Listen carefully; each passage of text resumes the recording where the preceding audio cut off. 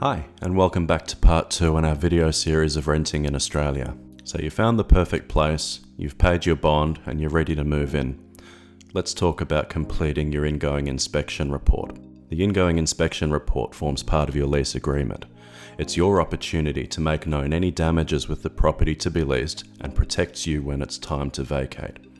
Remember, anything damaged which was not included in the ingoing inspection could leave you liable for the cost of their repair. The real estate agent will provide you with a copy of the ingoing inspection report, detailing evidence of the issues that they have noticed. You have 7 days from the date of moving in to either agree with or dispute each issue and include anything the agent may have missed. Here are our tips on how to conduct a thorough ingoing inspection. Firstly, you need to remember that you must approach this methodically. Assess each criteria per room and don't be tempted to move on to the next room until you've completed the room you are standing in. Secondly, take photos along the way from multiple angles where necessary. Real estate agents and landlords expect that you'll be lazy with your evidence, and this only works in their favour when it comes time to vacate. Print each photo and annotate it. Provide 2 copies. 1 copy will be returned to the real estate agent with their copy of the original report. The second should be signed by the agent to acknowledge receipt and kept with the rest of your documentation. Here are some things to look out for. First, cleanliness.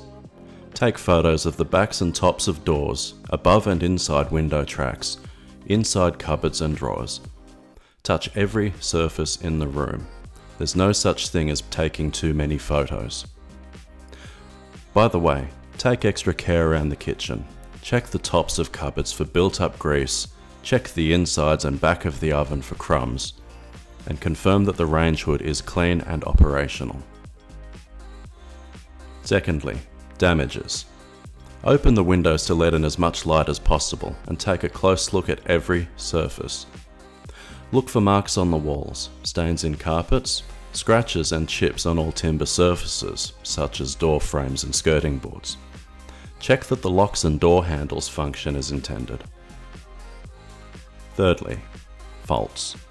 This could include things like broken electricals. Think light bulbs, switches and ceiling fans, or plumbing, a leaking toilet or a dripping faucet. You need to notify the agent immediately of any electrical, plumbing or safety issues which could injure people or cause damage to the property. Once more, pay close attention to the kitchen, which is going to include electricity and water. And finally, head outside. Are the lawns and gardens maintained? Have the spider webs been cleared from the eaves? Check that there is at least 1 green and 1 yellow lid bin, and take a photo of the electricity and water meters. Finally, make sure that the fences are intact. Thanks for joining me. We'll see you at the next video where we talk about leasing through a real estate agent, your rights and your responsibilities.